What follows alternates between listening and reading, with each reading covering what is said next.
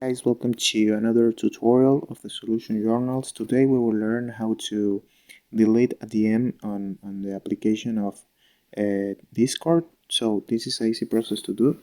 The first step is go to the application here in Discord, and after that when you open the app, you get this page of your servers, and in this part you need to go to the option on the right of the option of the servers here in the down part of the page.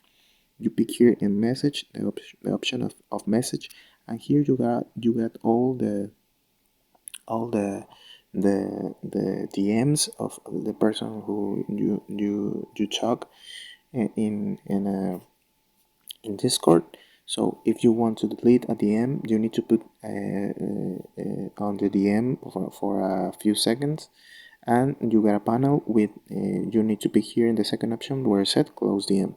You pick in close DM and you delete that DM, and you close that DM with this person. So this is the process. I hope this tutorial was helpful for you. Follow us for more content like this.